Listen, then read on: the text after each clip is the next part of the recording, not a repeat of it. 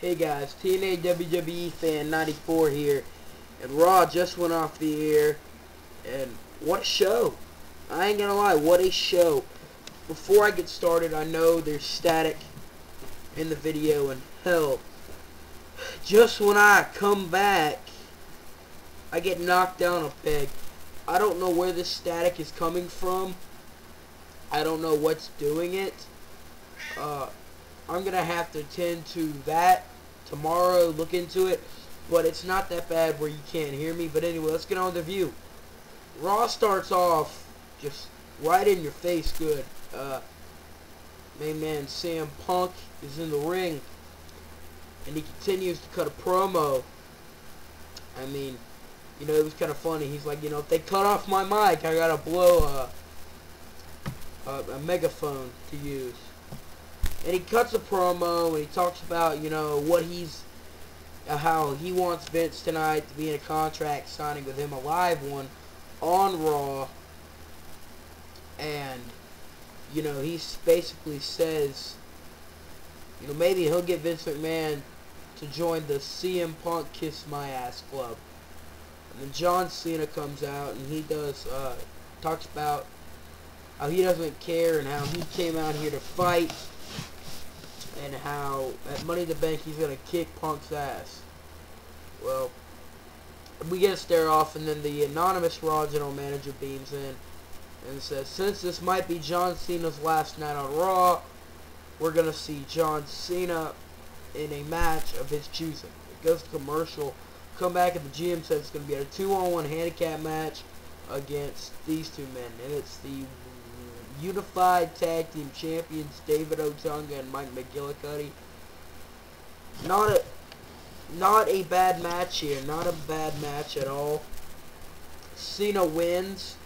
Saw some really a few good things from Mike McGillicuddy.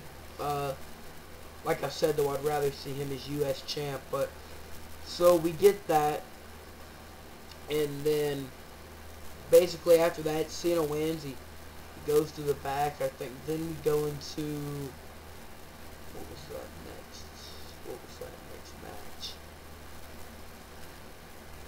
Oh no, I think, yeah, we go into a segment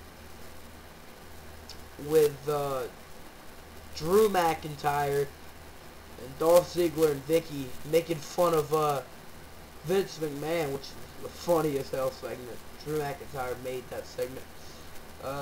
I like to see that they're putting Drew on screen, but to be honest with you, I would like to see Drew McIntyre and Dolph in the world title picture, WB title picture. That would be actually really good. But then we go into a Divas contest. It was Kelly, the Divas champion, versus Melina. And excuse my cat here. Nope, no! What did you do? Anyway, I'm sorry about this. He's just messing everything up. Anyway, and we go into that. Kelly wins, and both the Bella twins come in, and they're talking shit. And Kelly jumps on one of them bitches. And they both attack her. Eve Torres comes out, and they beat the shit out of her as well. And then we go into, was it another backstage segment? Yeah, it was The Miz, and he was coming out of the ring. The Miz comes out to the ring, and he cuts a promo basically saying, you know, I've won Money in the Bank before. I know what it takes. I know what it feels like. Nobody else does, and I'm going to win. Basically, Jack Swagger comes out and says, you know, he's a former world champion. He's been there too. He's done it too, and that you know, he's gonna win it. And Miz goes, well, no, you know, Swagger, it's pretty funny because nobody even remembers your title run. And then Evan Bourne comes out, and he says that they both just need to shut up. Everybody's tired of hearing them talk.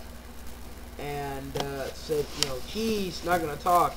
He's gonna use his high-flying ability to win Money in the Bank this Sunday. Then out comes Kofi Kingston, and he basically says, you know, he says he respects Evan, and he wishes Swagger and Miz would shut up. Goes on to say there was a superstar that retired, that he retired because of these matches, and that man was Edge.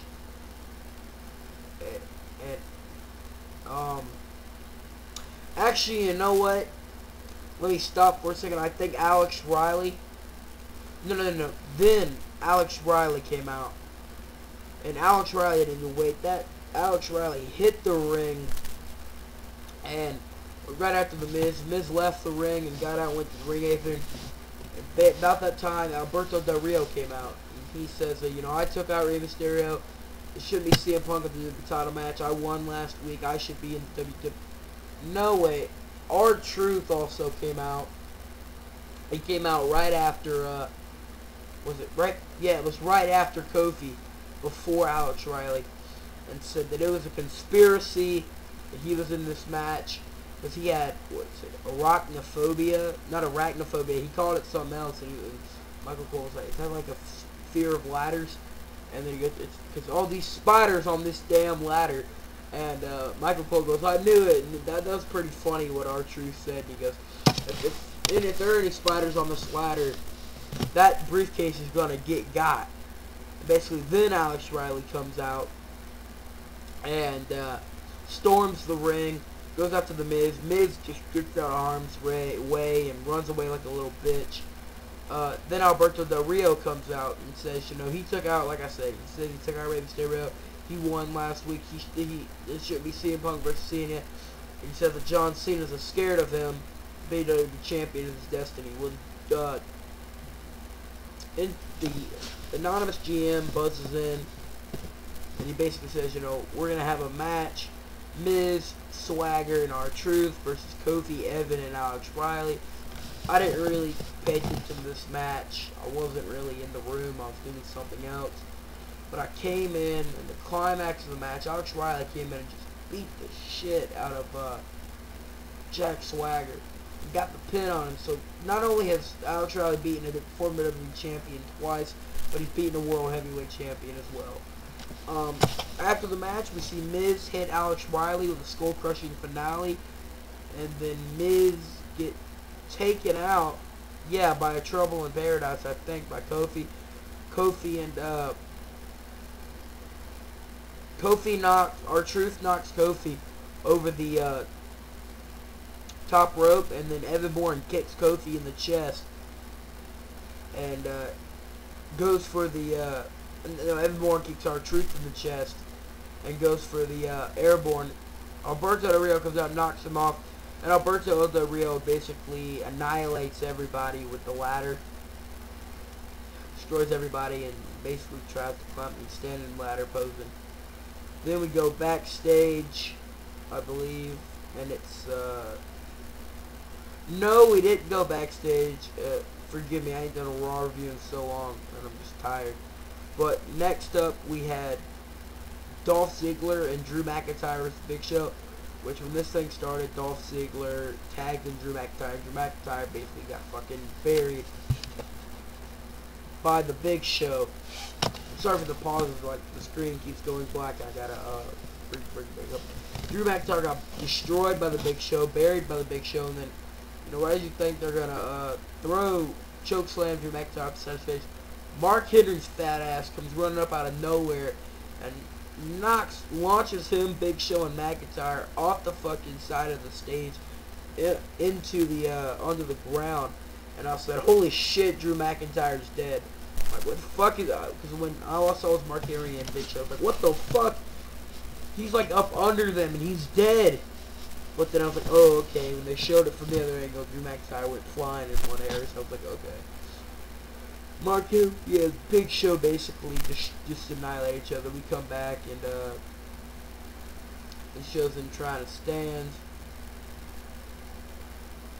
Then we go into the CM Punk Vince McMahon contract signing, which was very good, actually. Very enjoyable. CM Punk, well, Vince came out, and a little funny thing that happened, Vince came out and he was like telling Justin Roberts to wait. And Michael Goldberg, he was telling Justin Roberts to shut up. And he goes, Vincent Kennedy, just Roberts said his name, and he said, Michael Cole. He goes, he told you to shut up, Justin. And then King said, I try to tell him that every week, and he doesn't listen. So Vince came out, and then CM Punk came out. Vince shook hands with John Cena's dad. And then Vince came out. I mean, not Vince. Vince is already out. CM Punk came out, and he made some very good points. He said, you know, well, you might have written out a contract, but I had a few more stipulations. And first of all, I want a private jet. Not your jet. Your jet smells bad. I want my own jet.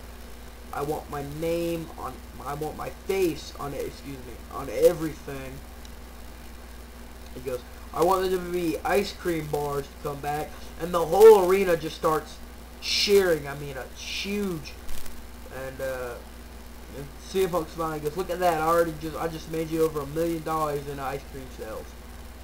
And then he's talking. He goes, I want an apology. I want an apology from you. And he says, want an apology from you. He goes, because actually I don't want an apology from me. He basically said, you know, you have remorsefully fired wrestlers that like thinking of themselves as wrestlers. Luke Gallows, Colt Cabana.